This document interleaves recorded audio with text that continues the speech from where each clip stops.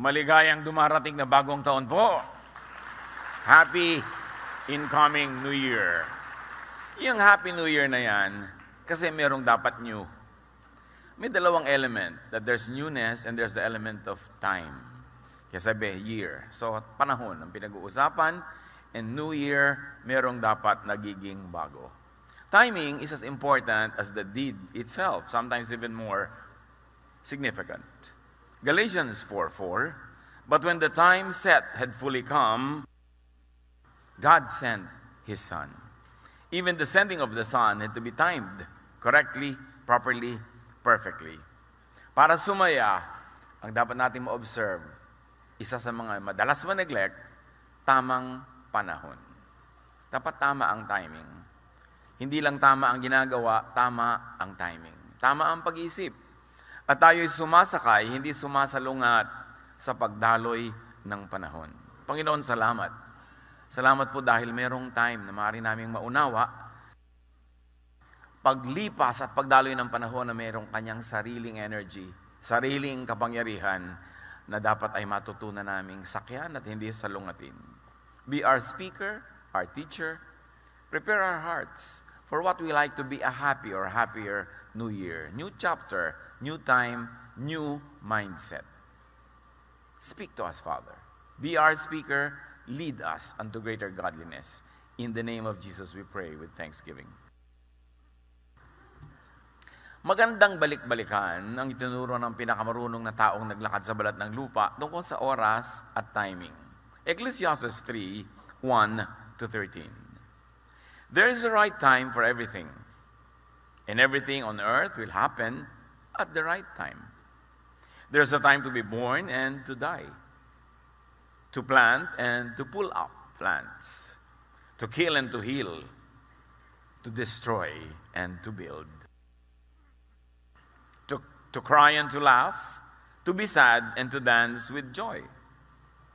There is time to throw weapons down and to pick them up, to hug someone and to stop holding so tightly, to look for something and to consider it lost, to keep things and to throw things away, to tear cloth and to sew it, to be silent and to speak, to love and to hate, for war and peace. Nakita natin yung mga ideya na sinasabi ni Solomon are extremes. Magkakabaligtad. Sobrang magkakaiba. Pero kahit extremes, basta tama ang timing, ay tama. May panahong pinisilang, may panahong namamatay, may panahon talaga yan. Pag pinasalungat-salungat natin yan, ayaw nating isilang yung dapat isilang at ayaw nating mamatay yung dapat nang mamatay, lulungkot tayo. Gugulo ang ating pag-iisip, maliligalig tayo. May mga extremes na sa biglang tingin masama, pero pag tama ang timing, hindi siya masama. But unless, of course, clearly auspicious, try to avoid extremes. Do extremes only when they are very, very clearly the righteous thing and the righteous direction to take. Ecclesiastes 7:18, whoever fears God will avoid all extremes. Really? Timing is it. And timing it is. At kung isa-isahin natin yung sinabi ng maraming extremes na yan, ano ang mapapala ng tao sa kanyang pinagpaguran? Sabi sa Ecclesiastes 3. Alam ko na ang itinakda ng Diyos sa tao. Alam ko na ang itinakda ng Diyos sa tao, iniangkop niya ang lahat ng bagay sa tamang kapanahunan. So lahat ng gusto mangyari para sa atin ng Panginoon, may kakambal na tamang oras. Godliness, therefore, is timeliness. I remember a vivid lesson in high school grammar, yung on time at in time. Pag sinabing she came on time, kung anong pinag-usapan na dapat oras, yun ang dating niya. Pero pag sinabi mong she came in time for the refreshments, ibig sabihin, tamang-tama para sa isang bagay, kahit hindi yun ang pinag-usapan. So, yung perfect natin yung timing, kailan on time at kailan tayo in time. Mag-isip, manuri, makiramdam kung tama sa panahon. Meron kang gustong sabihin sa asawa mo, Tama ba sa panahon? Yes, tama ang gusto mo sabihin, pero tama ba sa panahon? Meron kang gustong simulang negosyo, meron kang gustong tapusin na isang project, meron kang gustong simulan na relasyon, tama ba sa panahon? Paano nalalaman kung tama sa panahon? Dahil Diyos pala ang nagbibigay ng tamang panahon. Therefore, dapat natin nalalaman kung tama. Pag tama ang timing, magaan. Natural, hindi pilit. Pagkapagod na pagod ka to engineer things, to manipulate, to make things happen, hindi yan timing ng Diyos. Pilit mo yan. At kadalasan, pag pinipilit natin, mapakla, mapait ang bunga. Dapat matuto tayong makiramdam because we are spiritual people at lahat ng bagay ay mayroong spiritual dimension. Lahat ng nangyayari sa physical reality ay mayroong kakambal sa spiritual world. Therefore, dapat tugma. Magaan sa kalooban at likas na dumadaloy, hindi pinipilit. Sa pagpapatuloy ng Ecclesiastes 3, ang tao'y binigyan niya ng pagnanasang alamin ng bukas, ngunit hindi binigyan ng pagkaunawa sa ginagawa ng Diyos mula sa pasimula hanggang sa wakas. We have this God-given curiosity to know and to want to know what might be and what could be, pero hindi naman ipinaalam sa atin ng Diyos ang mga sagot. So ano lang ibig sabihin nun? Huwag magpagod na alamin ang marami. Huwag magpagod na alamin ang lahat. Sabi nga ni Solomon, with more knowledge comes more sorrow. May mga bagay na mas mabuti pang hindi mo alamin o kaya hindi mo alamin ngayon. At may mga bagay na dapat mo alamin ngayon kasi pag hindi mo inalam ngayon, will be disadvantageous to you. So even learning, the application of knowledge, yung pagbubukas ng isip, may timing. Huwag magpagod sa hindi dapat isipin muna. Alam kong walang pinakamabuti sa pagpapatuloy ni Solomon. Walang pinakamabuti sa tao kundi magpakaligaya at gawin ang pinakamabuti habang siya'y nabubuhay. So meron naman palang pwede mong gawin anytime, any moment, every time, every moment, maghanap ka ng kaligayahan. Ibig sabihin, anuman ang sitwasyon, hanapan mo ng ikaliligaya. Kung hahanap ka ng kaligayahan, doon lang sa totoong at face value ay maligaya, konti lang yun. So hanapan mo, pigaan mo ng kaligayahan ang anumang pagkakataon. In other words, as we always say, how do you go about life? Maximize pleasure. Lahat ng pwede mong idagdag na kulay, sa kulay, lahat ng pwede mong idagdag na lasa, o bawasin para merong lasang tumingkad, how do you maximize pleasure? Paano mo dadagdagan ng musika ang ingay? Paano mo dadagdagan ng lambot ang iyong higaan? Paano mo dadagdagan ng saya ang isang okasyon? Yun ang pagsikapan. Sabi ni Solomon, kahit anong oras, magandang ginagawa yun. You always ask, how can I improve the situation? How can I make the situation happier? How can I maximize pleasure? Kaya nakikita nyo, ang unang-unang himala ng Panginoon, Jesus, tubig ginawa niyang alak. Parang may mag-iisip, could there have been a more profound way to enter into His miraculous ministry or ministry of miracles? Bakit ang unang-unang niyang himala, parang wala namang kakwenta-kwenta? Alak. But the Lord was maximizing the pleasure of that event. These hardworking people na ang ligaya lang sa buhay at panandalian at pansamantalang saya ay kung may kasalan, may libreng masarap na pagkain, may libreng naiinom na magandang alak kasabay ng kanilang pagkain, naubos agad. At nakikita natin agad doon na sa Panginoon walang maliit na bagay. Sa mga religious people, merong maliit, merong malaki. Pero sa Kanya, kung malaki sa iyo ang bagay na yan, di mamalakihin ko kasi malaki sa iyo . Importante sa iyo, di magiging importante rin sa akin. And that miracle tells us that the Lord would like us to maximize pleasure. Kasi kung nag-uwi na agad dahil wala ng alak, wala ng handa, di balik na naman sila sa kanilang napakahirap na buhay at pagsisikap na lang na walang katapusan hanggang magkaroon uli ng susunod na kasalan. So maximize pleasure. That is always good to do. Sa pamilya nyo, how can you maximize pleasure?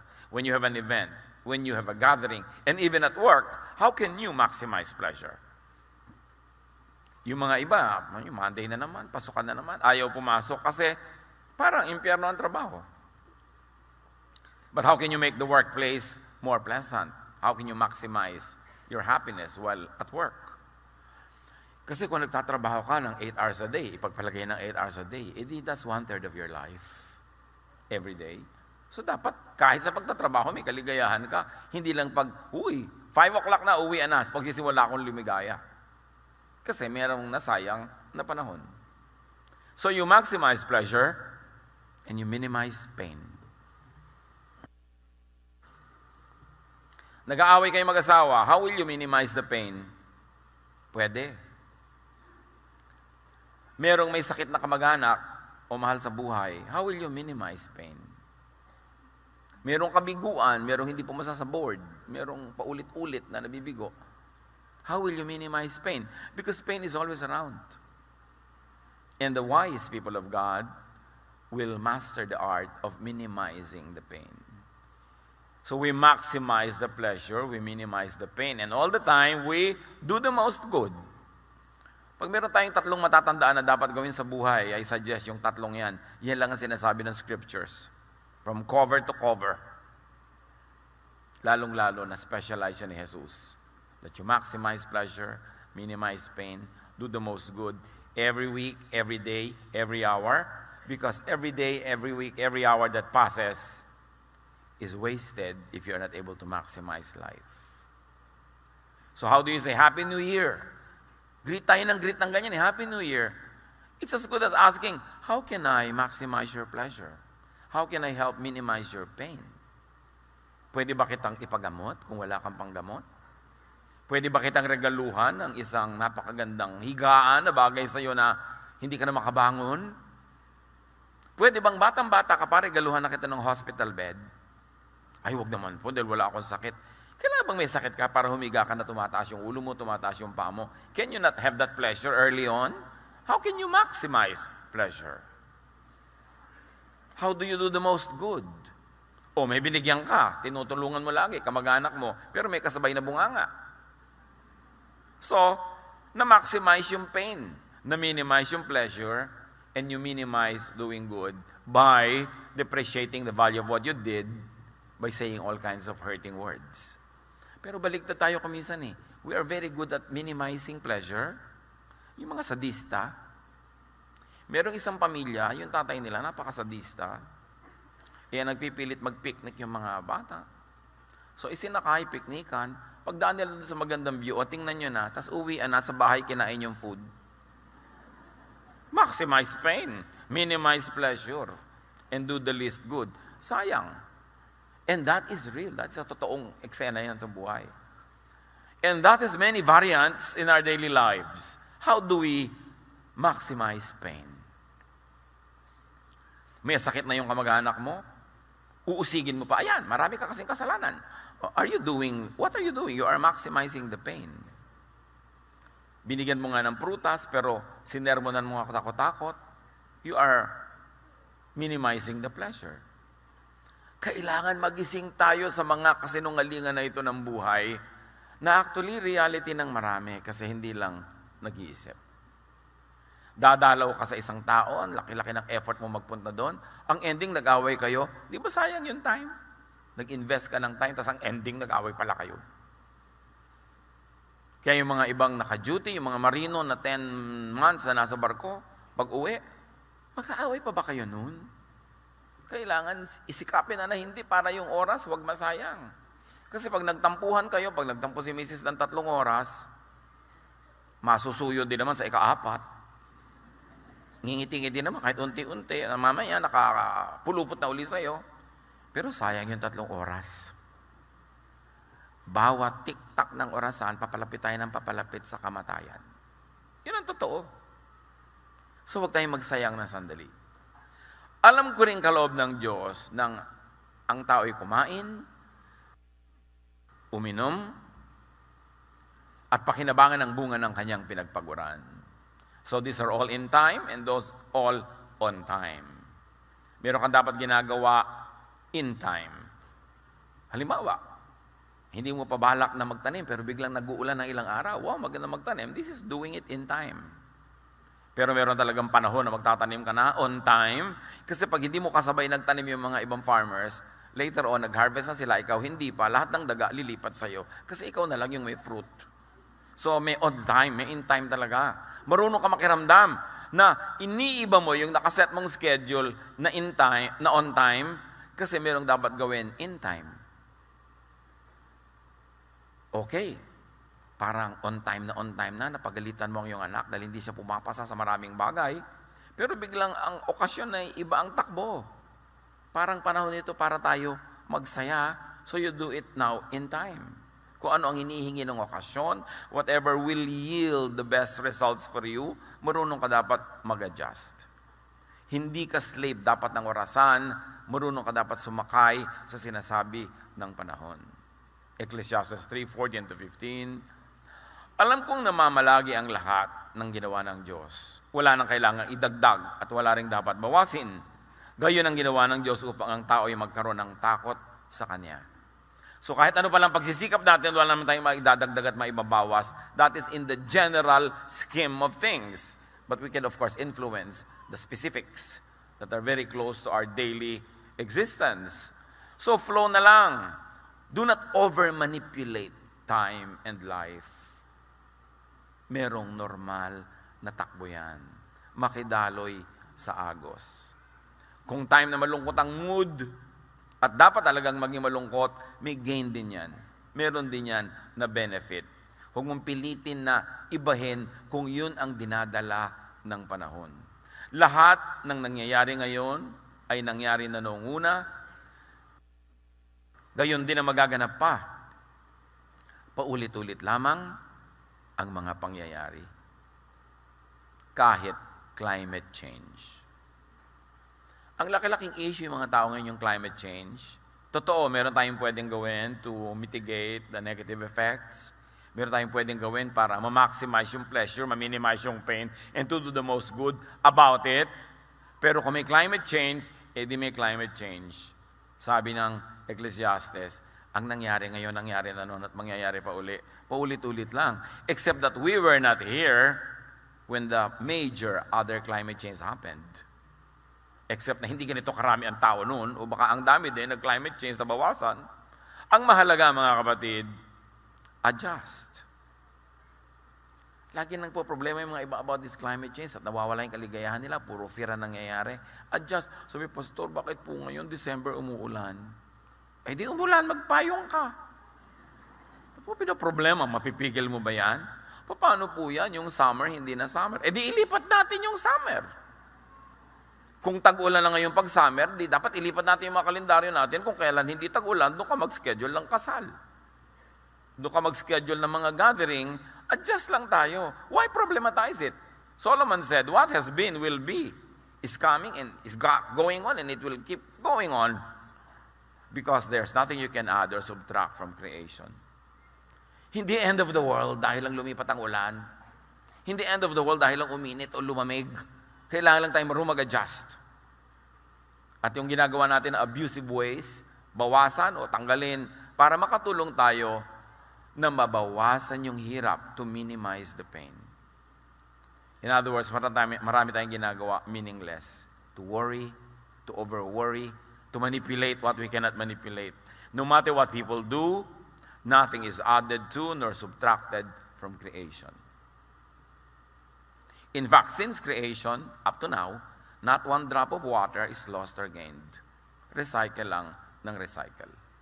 Marunong ka lang dapat sumayaw sa panahon. So manage creation well. Let's do our best. Then let creation be. Kung iinit, iinit. Maglulubugan daw po ang mga maraming cities sa 2050. Eh di maglipat-lipat ka na ngayon pa lang. Eh kung mangyayari, pipigilin mo ang dagat. Kaya mo bang pigilin ang pagtaas ng dagat? Matutunaw daw po ang mga yelo. Eh tubig din naman talaga dati yan, naging yelo lang. So siguradong nung naging yelo yan, napakaraming lupang dating lubog na lumitaw. Ngayon matutunaw, eh di lulubog uli. Hindi lang nga nangyayari in one lifetime, kaya parang bagong-bago sa atin yan. Pero it has been happening. A lot of studies. In fact, there are very intriguing studies now that even in Antarctica, because the ice is melting and the ice is diminishing by the minute. Marami na ngayon nakikita ang mga satellites na parang evidences of architecture and civilization buried in the ice. Na dating hindi natin alam nung ang dami-daming yelo. So meron pala tayo mga makikita at malalaman pang yung mga yelong yun natunaw. Mag-adjust lang tayo. Tulad ng mga National Museum natin, National Library, National Archives, dapat dalhin niya sa Marikina o sa Antipolo para pag lumubog ang mga coastal cities, safe ang ating national patrimony. That is the thing we can do. Hindi yung mag-worry na mag-worry. Marami pa namang highland, marami pang matataas na lugar. Agahan na ang pag-a-adjust kung kailangan. Ang dami-dami nagwo-worry, mayroon po palang fault line dito. Dati na yan. Paano po yan yung bahay namin nasa fault line? Anong dapat mong gawin? Eh di lumipat ka, ang hirap naman po. Eh di lumubog ka pagka kinain ka ng lupa. Ayaw mo palang mahirapan. Kailangan mag-adjust ka lang. There are things you cannot change. Katulad ng asawa nyo, mababago nyo pa ba yan? Baka mas madaling ilipat ang fault line. Kesa sa baguhin mo pa. Tanggapin mo na lang, maximize your pleasure. Kesa minamaximize mo ang iyong worry, naiinis ka, huwag ka na lang mainis. Kailangan gumawa ka ng paraan para kayo sumaya. Tulad ng, alam nyo po, overtime, palakas ang hilik niya. Alam nyo ba, maraming asawa nagdurusa dahil sa hilik. Ayaw lang aminin. Pag pinatayo natin ngayon, baka ang daming tatayo. Pero ayaw aminin kasi iniisip nila, napaka-unfaithful nila. Well, kung talagang worry nyo yan, either maglagay kayo ng mga takip sa tenga, o gumawa kayo ng dalawang magkahiwalay na higaan. Paano naman po kami? Eh di may isa kayong common higaan na pag gusto nyo nandun kayo. Pero kung gusto mong matulog, nandun ka sa kabila, it doesn't mean ayaw mo sa kanya, ayaw mo lang na ang tulog mo ay magkaputol-putol. Masama bang gawin yun? One of the best bedrooms I have seen, somebody I fondly called Tita. Ang bedroom nila mag-asawa, merong magandang bedroom sa gitna, bed, nice. Pero sa kabila nun, left and right side, may tigisa silang bedroom. At may tigisa silang banyo sa dalawang dulo. So hindi, dalian mo naman. Alam kung gaano pag-aaway ng mag-asawa sa pagmamadali dahil nakaupo ka sa trono, gusto na rin niya maupo, o ang tagal-tagal mo sa shower, o nag-iisa ka sa lababo. Napakahirap pa talaga gumawa ng dalawang maliit na kwarto para matigil ang awayan na yan. Ngayon, pag gusto nilang magkasiping sila, nandun sila sa gitna. Pag dumating yung mister sa gabi na nandun sa gitnang kama yung asawa niya, gusto niya ako katabi, pero ako ayoko, dito ako matutulog. Walang personalan, sa ayaw niya di ba? Gusto niya mahiga, matulog. Pero pagka tumabiri siya doon, edi ibig sabihin, pareho nila gusto. Ngayon, pag nandun sa kabila yung isa, edi gusto lang niyang matulog. Walang masamang ibig sabihin yun. So pag nakadevelop kayo ng ganito, paano po yan, maliit ang bahay namin, isolvin mo na lang. Ang mahalaga, may problema ka, hindi ka makatulog, di gumawa ka ng paraan to maximize your pleasure, to minimize the pain, and to do the most good. Walang personalan yan. Kasi kung minsan, dadating siya ng gabing-gabi dahil yun ang duty niya, ikaw naman, may iba kang trabaho ng ang aga-aga, naabala yung mga tulog nyo. Isa lang yung bagay na maaari nyo pag-isipan. But I really like the layout of that bedroom. Actually, 3 bedroom siya. Merong ours, merong his, merong hers. Ang hirap naman kasi nung nagtatampo ka, tapos katabi mo pa rin. Pagod na pagod ka na sa kaliwan side. Halos mahulog-hulog ka na doon sa kabila. Nangyayari naman talaga. So why don't you just deal with it, maximize your pleasure. Yun ang ibig sabihin ng Happy New Year. Uy, dear, gumagawa ako ng bedroom. Happy New Year. Di happy kayo. Ibig sabihin lang, do what you can. Manage creation. Yun ang ipinagawa ng Panginoon kay Adan at kay Eva. Manage creation. Whether it is a gubat, a garden, or a bedroom, or a house, or a kitchen, manage creation so you can maximize your happiness. Ecclesiastes 3:15-17. But God wants to help those who have been treated badly. Biglang meron ditong advocacy, ha? I also saw these things in this life. I saw that the court should be filled with goodness and fairness, but there is evil there now. So I said to myself, God has planned a time for everything, and God has planned a time to judge everything people do. He will judge good people and bad people. Anong kinalaman nito sa timing na pinag-uusapan natin? Mga kapatid, laging may justice. Kuminsan lang, hindi sa time natin. It is always on time or in time. Because creation, nature, runs in perfect balance. So merong katarungan. Kung para nag-enjoy ka sa lack of justice because you are the beneficiary, may oras ka rin. At kung ikaw naman yung parang naaapi because of lack of justice, may oras ka rin ng vindication from the Lord. Wait upon the Lord. Because even the administration of justice has its own time. Ang tao, up to a point, can manipulate. They can withhold justice or they can speed it up, but only up to a point. Because in the general scheme of things, it is the timing of the Lord that will take effect. Take comfort in the fact that God knows your predicament, that God is at work. See God at work. See that the many other ways that God works. Hindi lang naman yung halimbawa na api ka, kailangan yung court ang magbigay sa'yo ng hustisya eh. Ang daming paraan ng Panginoon ng pagbibigay sa'yo ng katarungan, hindi laging through the justice system of governments. So makikita mong parang naapi ako doon sa court case ko, pero panalo naman ako kay Lord. Ang dami-dami mga ibang cases na binibigay niya sa akin. Dapat tingnan mo yung malawak, hindi lang sa isang bagay. Because God is at work in many fronts. Maraming paraan, maraming kulay ang paggawa ng Panginoon. So, Solomon is emphasizing that whether or not you see justice at work, you do your thing, promote justice. It is something that is good to do all the time. Create a climate of justice. Mahirap para sa isang hukom na maging very just kung ang buong sistema, ang buong climate ay very unjust. So dapat tayo tumutulong, gumagawa, lumilikha, nagko-contribute to create a climate of justice, a just society, a just civilization. At pag hindi natin ginawa yung dapat natin gawin dyan, hindi tayo nag-contribute, lahat din tayo aanin ng bunga na yan. Tulad ng nangyayari sa atin ngayon. A lot of injustices are happening, but you don't have one particular person to blame. Yun lamang hinahayaan mo na merong injustice, kahit hindi ikaw ang gumawa ng wrong, participant ka sa pag-create ng climate of injustice. Yung nakapila ka kung minsan na ganyan, meron pang uuna sa'yo, ang ganda-ganda ng damit, ang laki-laki ng hikaw, tapos walang urbanidad ng uuna. Papayagan mo ba o i-correct mo? What kind of climate will you create? Kasi may mga batang na nanonood, may mga kasamang iba. So anong gagawin mo doon? Kailan ka dapat manindigan? Lahat tayo may pananagutan kung bakit ganito ang nangyayari sa ating paligid. Again, how do you minimize pain? How do you maximize pleasure and do the most good? Because there's a lot of happinesses in our lives that have to come from the whole surroundings. Hindi lang ikaw ang gagawa nun, bunga dapat yon ng ating pakikipagtalastasan, ng ating pakikipagtulungan sa isa't isa. So, gusto mong tumigil ang mga baha sa inyong neighborhood, dapat lahat tumigil magkalat doon sa mga kanal at maghulog ng mga basura doon. Dapat lahat maging disiplinado. Kasi kung ikaw lang yung disiplinado, mababaha pa rin doon. Meron tayong corporate responsibility, communal responsibility. At sa pamilya, how do you create a climate of happiness? Sa pamilya pa lang, how do you create a climate of justice? Do you reward the good and punish the bad? How can we be happy pagka hindi ganun ang ating paraan? So, liban nilang magbago tayo ng pananaw, liban nilang improve natin ang ating paraan ng pag-iisip, empty phrase lang yung Happy New Year. Empty greeting. Because for us to be happy, there should be something new.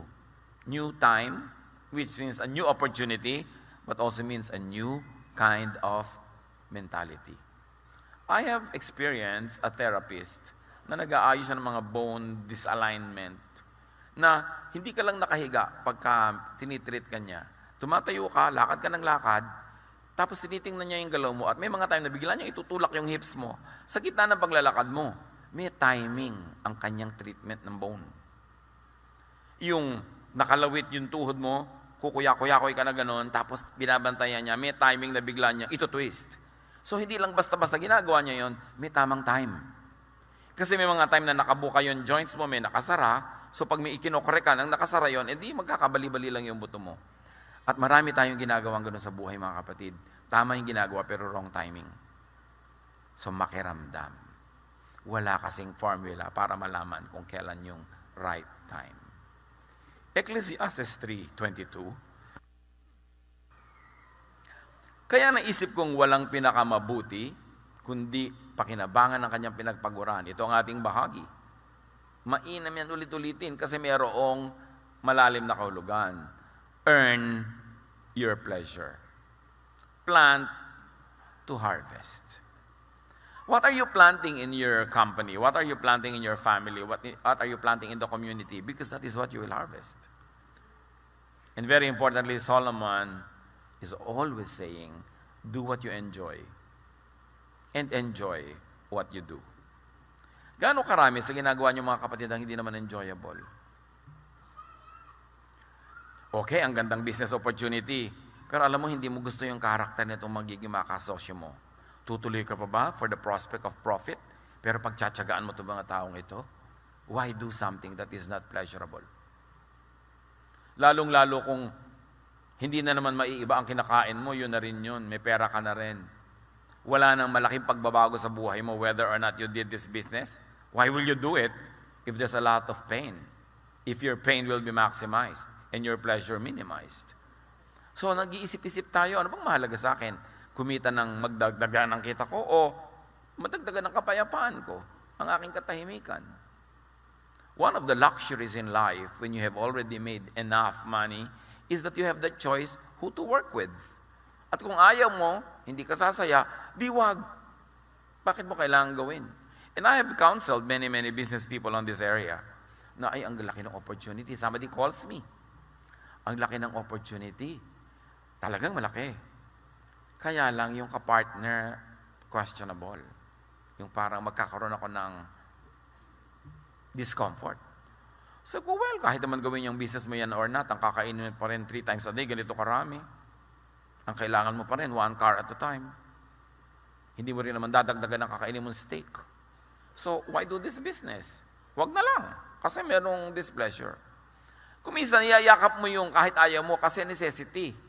Because it will lift you out of poverty. But when you are no longer poor, why bother? Dapat ang inuuna mo na yung ano yung mas masaya sa buhay, ano yung mas tahimik. Ganyan din yung mga pamilya. O mas malaking opportunity natin sa ganitong gagawin. Kaya lang, less time together tayo. Kaya lang, magkakalayo-layo tayo. Eh bakit pa? Maglayo-layo na lang tayo kung talagang kailangan lang natin dahil wala tayong makain.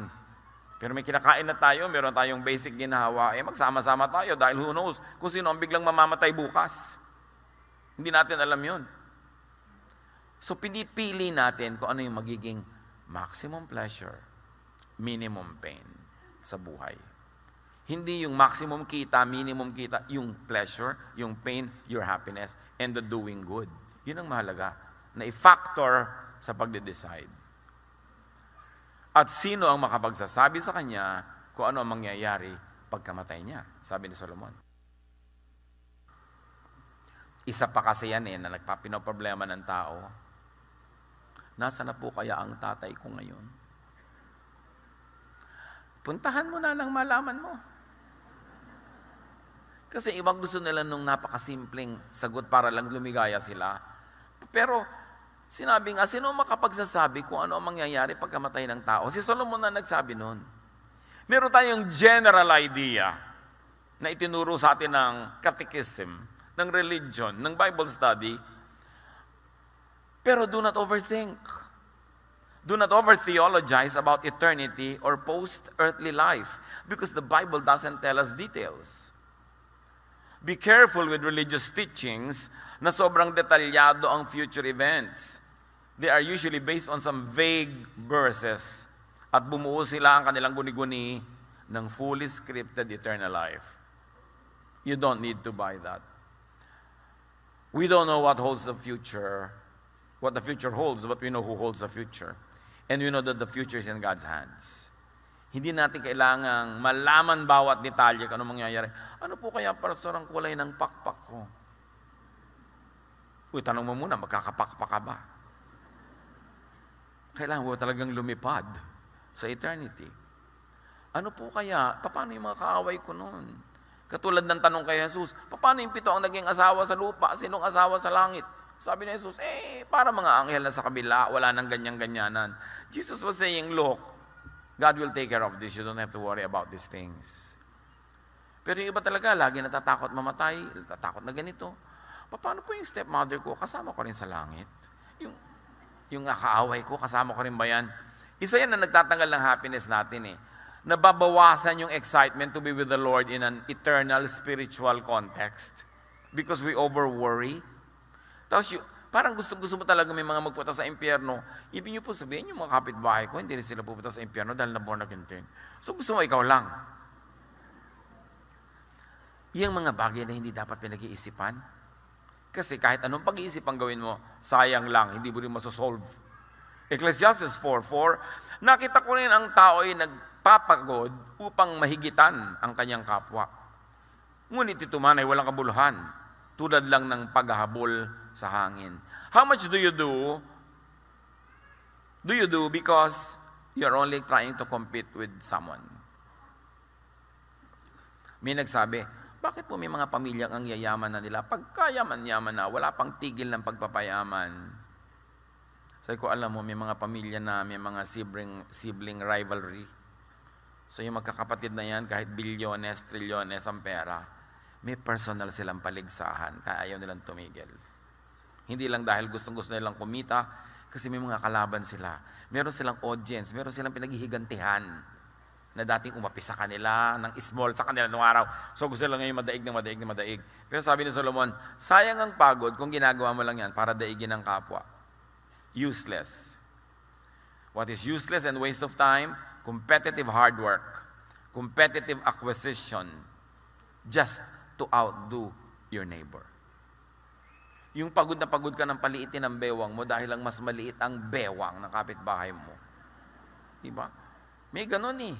Gustong-gusto mo na yung anak mo, napakataas ng grade, hindi para siya matuto, kundi para madaig niya yung kapitbahay niyo, para mas proud ka dun sa nanay niya kaysa madaig mo sila. Gaano karami sa ginagawa natin mga kapatid dahil lang may kakompetensya tayo? And most of the time, our competitor doesn't even know we exist. Sa kanya lang tayo fixated, hindi naman siya fixated sa atin. Sayang ang panahon. Merong positive na pagsisikap. Iba naman yung hard work to create or to recreate. You want to outdo your previous performance. You want to do it better, then that is good. Pero kung ginagawa mo lang para kami madaig na iba, it is useless because there will always be a greater and a lesser person than you, no matter what you do. Colossians 3:23, whatever you do, work at it with all your heart as working for the Lord, not for human masters. That is when you are not being competitive with other people. But you only really want to excel, you want to do what is good. Iba yung having much in order to give away. Meron naman payaman ng payaman para marami siya ipamigay. Merong, bakit pagod ka pa ng pagod? Meron ka na, mga kapatid ko kasi, mahihirap kailangan tulungan ko. Well, that is a good thing to do. Hindi to compete, but to be able to be a good and a better giver. Ephesians 4:28, ang magnanakaw ay huwag na magnakaw. Sa halip, maghanap siya ng marangal na ikabubuhay para makatulong sa mga nangangailangan. Yun, worthwhile yun. To do more, to achieve more, to get more, so you could be more helpful. So alin dun ang mga motivation natin? Kung minsan magtataka ka, pupunta ka sa mga probinsya, ang lalayong mga bukid, biglang ang lalaki ng bahay.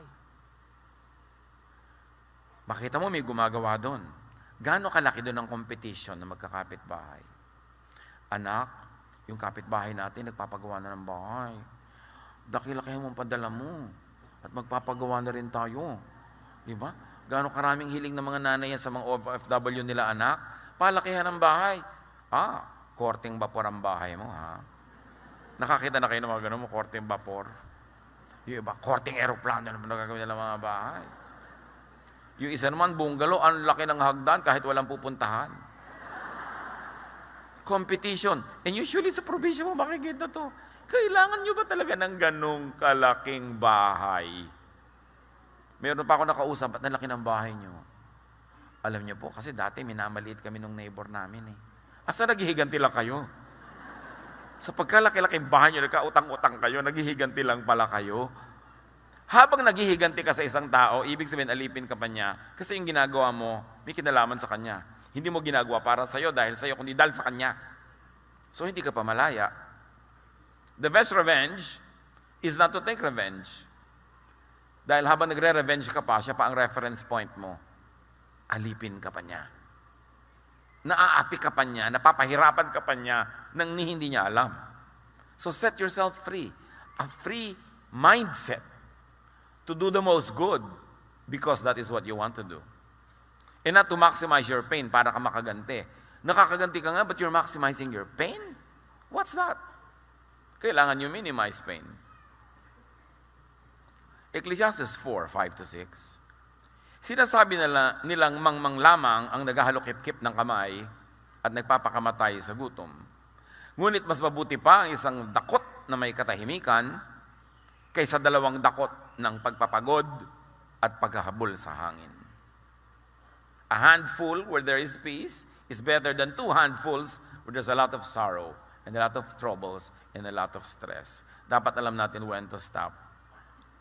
Mas mahalaga yung tahimik. Sabi nga, better a meal of vegetables than a meal of meat with a lot of strife. Mas simple, pero tahimik, yun ang mabuti. But I say it is better to be satisfied with the few things you have than to always be struggling to get more. Yang more na yan, hindi natin titigil. Marami talaga yung mga nagtatrabaho abroad. Siyempre, it breaks my heart when couples have to separate for work or families. But sometimes they have to survive. Pero sabi nga nung isang kausap ko noon sa Middle East na Amerikano, nakikita niya kasi ibang Pilipino doon, 30 years na, 40 years. Sila na yung humawan talaga ng buong bundok doon. Sila na yung nagtanim ng lahat, nandun pa rin sila. Sabi nung Amerikano sa akin, correct me if I'm wrong, sabi niya sa akin, among you Filipinos, the first 3 or 5 years here in the Middle East is necessity. Sabi niya, and beyond that is luxury. Sabi niya, and after 10 years, greed. Sabi ko, well, maybe there's some truth in it, but not entirely. Pero meron din. Kasi yung iba, talagang umalis ka lang para makabayad tayo ng utang. Nung nabayaran na, ay, kailangan nga pala nating bumili ng lupa. At nung nagkalupa, ay, kailangan nga pala natin lagyan ng bahay. At syempre, nung nagkabahay, dahil malayo yun, ay, kailangan pala natin ng kotse. At pagkatas, ay, kailangan na pala nating magpaaral. Hindi na ngayon makauwi si OFW hanggang hindi bangkay. Masakit, pero totoo. When do you stop? Hanggang kailan yung kailangan? Hindi ba ang kailangan ng pamilya magkakasama? Hindi ko minamaliit at minamasama yung paghisikap ng mga tao at nagtitiis magkakahiwalay. Kaya lang, dapat ninyong lagyan talaga ng hanggang saan ito. Kasi hindi naman nauubos ang needs, palaki ng palaki. Ay, magkukuleyo na ang mga bata. Ay, tatagal ka na naman. Ay, nag-asawa ang anak natin. Ay, gatas ng apo. Ay, lumalaki na ang apo, nag-drugs. Ay, drugs ng apo. I have seen it all, mga kapatid. Napakarami kong inilibing na meron akong hinanakit sa paglilibing kasi inisip ko, hindi pa ito dapat namatay kung hindi lang sobrang pressure. Hindi pa ito dapat nagkaganito Dapat sana nakapagpahinga to, dapat sana nakauwi ito, pero hindi Sumusuka na ng dugo, nagtatrabaho pa kasi ang dami-daming kailangan na hindi na matapos-tapos. So, hanggang kailan yan? How do you maximize pleasure? How do you minimize pain? How do you do the maximum good? Kailangan yun mabalanse. At ang lagi kong sinasabi sa mga pamilya ng mga OFWs, try to find an income. Huwag kayong umasa sa isa lang. Dapat meron kayong kanya-kanyang income para makakauwi na siya. At kung hindi man may income, dahil hindi kaya, hindi pwede, tumulong kayo sa pagbawas ng gastos. Kasi hindi na matatapos. Ito po siya ang aming breadwinner. Oo nga, ano na kayo lahat? Bread eater. Ganon, may isa kang breadwinner, lahat kayo nakasandal. Paano yun matatapos? Kailangan magtulong-tulong because you have to minimize pain. And you have to maximize pleasure. Which means you do it by doing the maximum good. By saving correctly, by spending correctly, and by earning more para makatulong. Galatians 4:4, but when the set time had fully come, God sent His Son. So kahit ang dating ng anak may takdang panahon, May takdang panahon ng pag-alis, may takdang panahon ng pag-uwi. May takdang panahon ng paggastos, may takdang panahon ng pagtitipid. May takdang panahon ng pagkita ng pera. Hindi ang tanda-tanda mo na dependent ka pa. Wala ka na sa panahon. Expired na. Kumbaga, yung aasa ka, tagal-tagal na. Dapat may panahon para ang lahat makalaya at magkaroon ng kasiyahan sa buhay. Ilagay sa tamang oras ang lahat. Wala kayong pera ngayong Pasko. Di walang handa. Kailangan ba talaga meron? Marami kayong mga bukid na nasira. Hindi kumita ang inyong negosyo. Kailangan ba talaga mag-Santa Claus ka? Kapaskuhan, wala kayong pera ngayon. Nakasanayan na maraming namamasko sa akin. Paano ngayon wala akong pera? Di hayaan mo sila magdatingan. Di wala po ako iaabot. Di wala. Ano pong mangyayari? Next year, hindi ka na nila babalikan. Ayaw mo yun. Pero pag laging may nababalikan, lagi kang pupuntahan. Kumbaga, kung talo ka na sa gera, ibaba mo ang bandila. Kung wala kang pera, ibaba mo yung bandila. Don't stand taller than what you really are. Ayan ang mahirap kasi pag mabuti ka at generous sa taon na ito. Next year, duty mo na ulitin. No. Wala tayo ngayon, konti lang. Huwag kayong nahihiya. Don't maintain an image that is not true. Para masaya ka. Kailangan yung sa totoo ka lang. Yung Pasko na yan, yung pamamasko, napakahirap na tradisyon sa mga ninong at ninang. So yung mga namamasko, hintayin yung sabihin siya, punta kayo sa Pasko sa bahay. Pag hindi kayo niyaya, huwag kayong pumunta. Tapos may dala-dala ka pa, 15 bata. Tapos bawat bata, pipila sa'yo pagkatapos meron ka pala komisyon. Can you imagine ang pressure ng mga lola, mga lolo na hindi naman alam siyempre ng mga bata na yung mga lola wala nang income yan eh. Datingan lang manuhan. Saan magdedelayan siya yung lola para may ipamasko? Stress. Mabuti kung mayaman, kung hindi. Meron din mga kaugalian tayo na time na para ibahin. Iba kasi ang panahon. Kailangan nag-a-adjust tayo sa panahon. Ilagay sa tamang oras ang lahat. Pag parang walang bagay or fitting na gawin, pag di alam kung anong dapat gawin, manahimik. Pastor, hindi ko pa alam kung anong gagawin ko sa napakalaki kong problema. Hindi mo talaga alam. Dapat ang gawin mo, manahimik ka. Makiramdam. Manalangin. At maghintay ng tamang panahon. Huwag kang kumilos para makakilos ka lang kahit na alam mong hindi yun ang tamang panahon. Maghintay ka, may oras yan. Para yung gumagalaw na balakang o joint, may tamang oras kung kailan mo ito twist para mag-work. Sa pagkilos, sa pagsasalita, sa pag-iisip, may tamang oras. Kailan ang tamang panahon? Kailangan, pakiramdaman mo yan.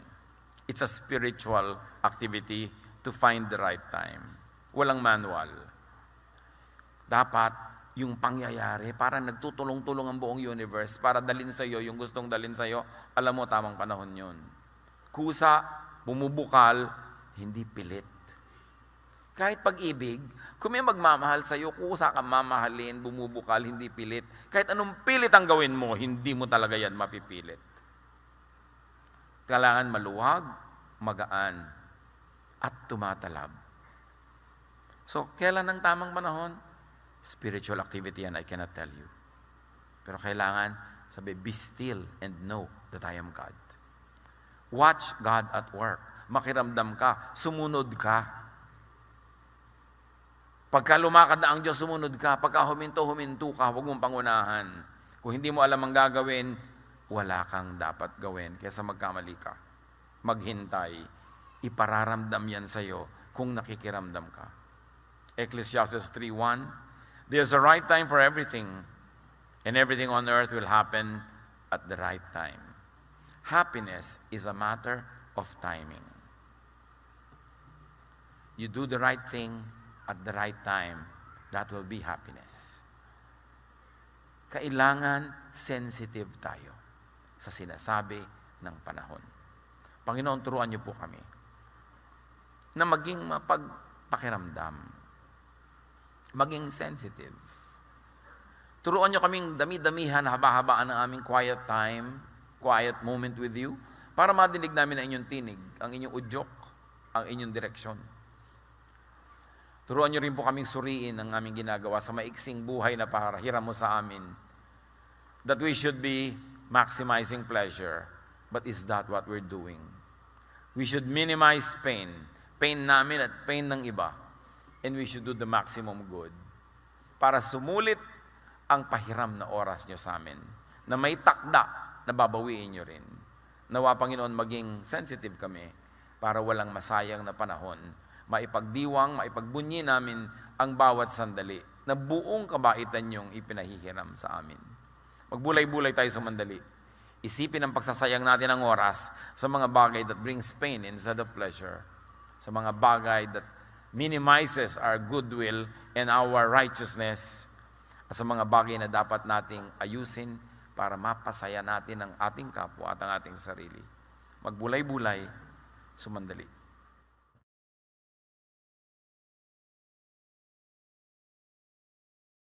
Love to you, mga pamangkin. Dito tayo mag-aral ng salita ng Diyos. Dito tayo mag-aral ng mga praktikal na bagay. Magdalanginan para sa isa't isa. Makinig ng mga mensahe. At dito tayo magsasama-sama spiritually sa ating official Ed Lapiz YouTube channel na ang address ay Sabi ni Kuya Ed. Remember, dito tayo ha.